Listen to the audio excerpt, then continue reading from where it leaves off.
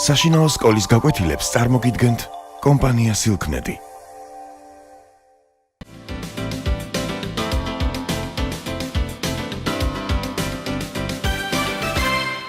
მოგესალმებით. ჩვენ დღევანდელი გაკვეთილის თემა არის თურქ-ოსმალები. თქვენ უკვე იცნობთ თურქ-სელჩუკებს, მათ დაპყრობით ომებს, იცით ისიც თუ როგორ დაამარცხეს 1071 წელს მანასკერტის ბრძოლაში ბიზანტიის იმპერია თურქ-სელჩუკებმა და წაართვეს მას მცირე აზიაში საკმაოდ დიდი ტერიტორიები. სწორედ მე-11 საუკუნიდან დაიწყო ბიზანტიის ყოფილ ტერიტორიებზე მცირე აზიაში თურქ-სელჩუკების ჩამოსახლება, განსაკუთრებით კი თურქული მოდგმის ოღუზური ტომების ჩამოსახლება.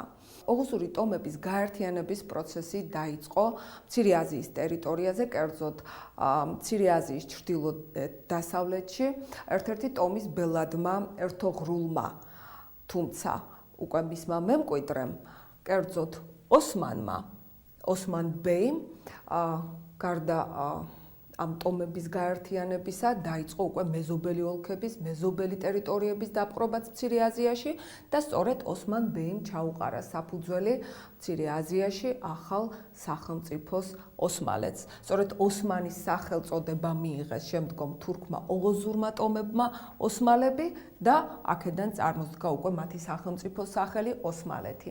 ევროპაში ოსმან ბეის უწოდებდნენ ოთომანს და სწორედ აქედან მომდინარეობს სახელწოდება ოსმალეთის სახელმწიფოსი ოტომანების და ოტომანთა იმპერიის.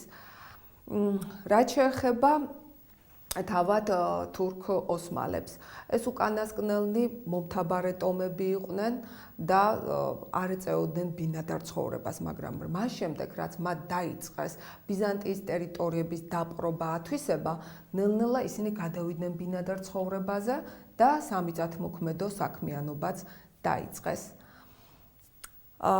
ოსმალების სახელმწიფო განსაკუთრებით გაძლიერდა მე-14 საუკუნიდან, სწორედ ამ პერიოდიდან იწყება აქტიური დაპყრობითი ომები, კერძოდ ისინი იპყრობენ თითქმის მთელს მცირე აზიას და უკვე მე-14 საუკუნის მეორე ნახევრიდან ბოსფორ-დარდანელის სრუტის გადალახვის შემდეგ გადადიან ბალკანეთის ნახევარკუნძულზე და იწყებენ ბალკანეთის ნახევარკუნძულზე არსებული სახელმწიფოების დაპყრობას.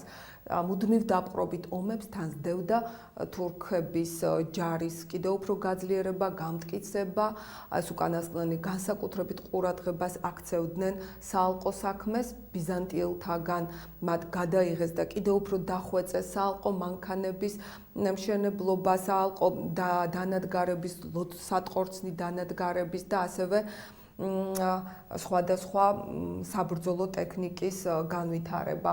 მე-14 საუკუნის ბოლოს კი თურქ-ოსმალებმა უკვე დაიწყეს არტილერიის ზარბაზანის გამოყენებაც ბრძოლის დროს.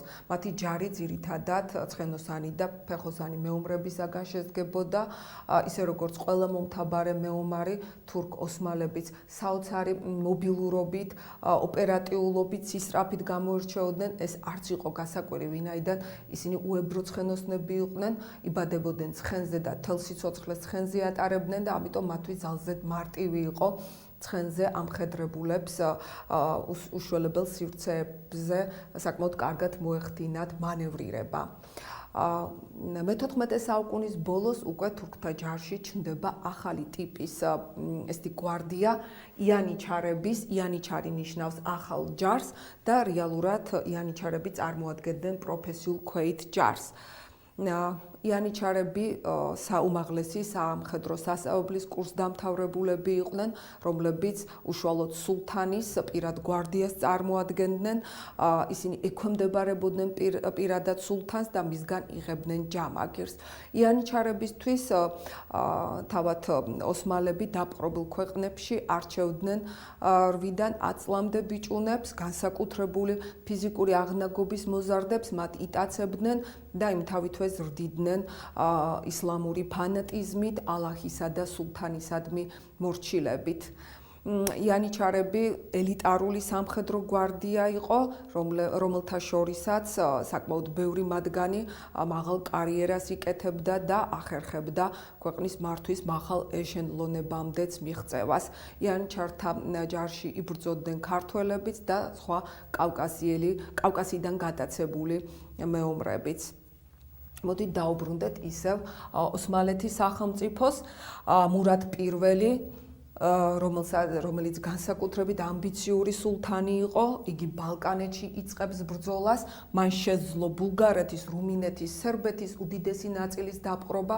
განსაკუთრებით საინტერესო ამბავი იქნება თქვენთვის მურად პირველის სერბების წინააღმდეგ ბრძოლისა, კერძოდ 1389 წელს, როდესაც სერბები და ოსმალები ემზადებოდნენ ერთმანეთის წინააღმდეგ საბრძოლოდ სერბეთში კოსოვოს ველზე.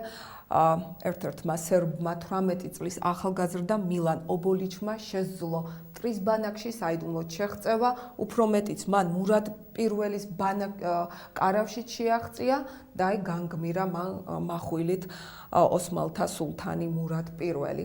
ცხადია, პატრიოტი გმირი სერბი ახალგაზრდა მაშინვე აჩახეს და აკუწეს ხმლებით ოსმალებმა, ხოლო მურად პირველის ნაცვლად ჯარისთავარსარდლობა იკისრა მისმა შვილმა ბაიაზედ პირველმა კოსოვოს ველზე 1389 წელს. მოხდა ომი სერბებსა და ოსმალებს შორის, სერბებს ამ დროს უნგრელებიც ეხმარებოდნენ და სამწუხაროდ დამარცხდნენ სერბები ამ ომში და სწორედ კოსოვოს ბრძოლა შედეგად მოჰყვა ოსმალების საკმაოდ ხანგრძლივი ბატონობა სამხრეთ სლავებზე. ბაიაზედ პირველმა, რომელსაც ასევე ძალზე დიდი ამბიცია ჰქონდა და მას სურდა დაეპყრო მთელი ბალკანეთის ნახევარკუნძული და არა მხოლოდ ბალკანეთის ნახევარკუნძული, იგი ამბობდა, რომ მე დაბადებული ვარ ომისა და დაპყრობებისთვისო და იგი არც ღალატობდა თავის ეგრეთ წოდებულ მისიას. მისი სწრაფვა და შეტევა მტერზე იმდენად სწრაფი იყო, რომ მას ილდიმირი, იგივე ელვისებური უწოდეს მეტსახელად.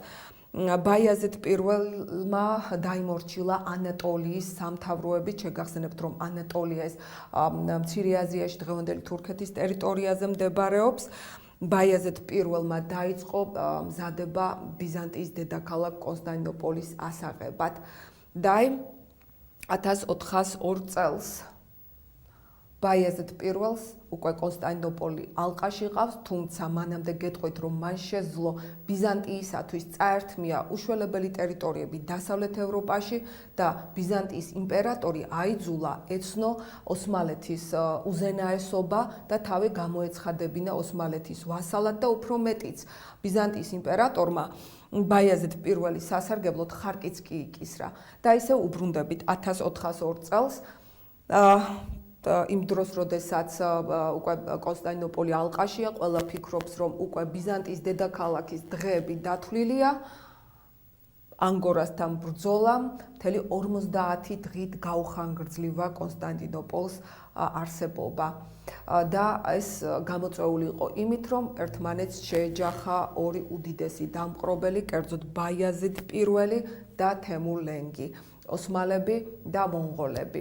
მათ შორის ბრძოლა გაიმართა, კიდევ ერთხელ ვამბობ, ანგორასთან, დღევანდელ ანკარასთან და ამ ბრძოლაში ბაიაზიდი დამარცხდა. დამარცხების მიზეზი კი იყო ანატოლიელი დიდებულების ღალატი.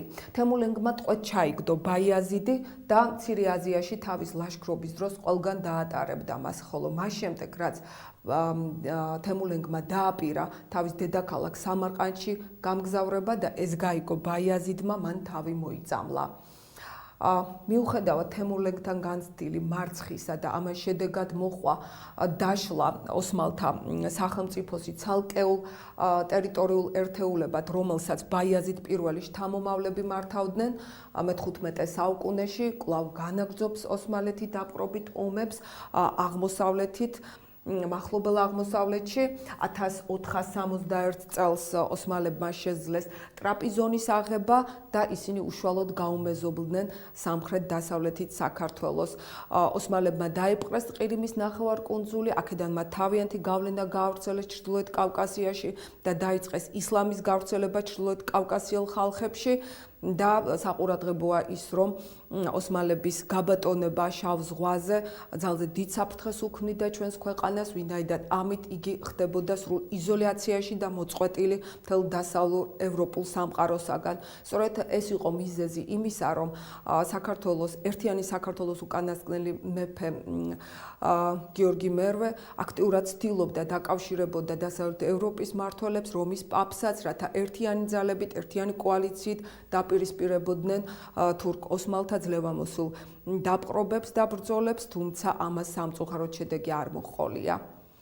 მოდით თვალი გადავალოთ ჩვენს მიერ ახსნილ მასალას. მე შეგახსენებთ, რომ მე-11 საუკუნიდან მას შემდეგ, რაც თურქ-სელჩუკებმა დაამარცხეს ბიზანტია და წაართვეს მას მცირე აზიაში დიდი ტერიტორიები, დაიწყო თურქ-ოღუზური ტომების ჩამოსახლება ჩრდილო-დასავლეთ მცირე აზიაში და ეს ოღუზური ტომები ეს გაერთიანების პროცესი დაიწყო ერთ-ერთი ოღუზური ტომის ბელადმა ერთოღრულმა, ხოლო მისმა შვილმა ოსმან ბეიმ კი შეძლო უკვე მეზობელი ოლქების და ტერიტორიების დაპყრობის შედეგად საფუძველი ჩაეყარა ოსმალეთის სახელმწიფოსათვის.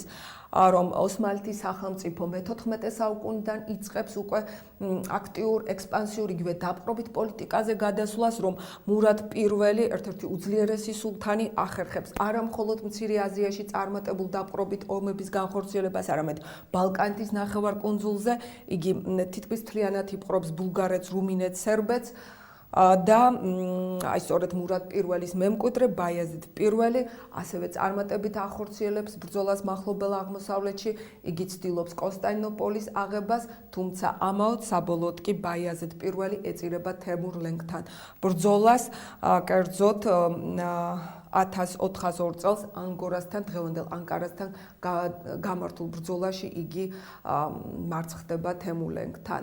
ოსმალები მე-15 საუკუნეშიც აქტიურად აგრძელებენ ექსპანსიურ პოლიტიკას, იგი იღებენ 1461 წელს ტრაპიზონს და ამით მეზობლებიან უშუალოდ საქართველოს სამხრეთ დასავლეთიდან, რაც უკვე დიდ საფრთხეს უქმნის არა მხოლოდ საქართველოს, არამედ მთელს დასავლეთ ევროპას თურქ-ოსმალების ასეთი გაძლიერება და მიუხედავად იმისა, რომ რომის პაპის მოწოდებით არაერთხელ იყო მცდელობა ახალი ჯვაროსნული ლაშქრობების განხორციელებისა დამპყრობელი ოსმალების წინააღმდეგ, პრაქტიკულად ეს კოალიციები, ჯვაროსნული ომები მთავრდებოდა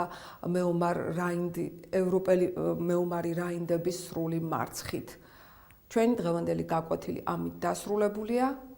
მადლობთ ყურადღებისთვის.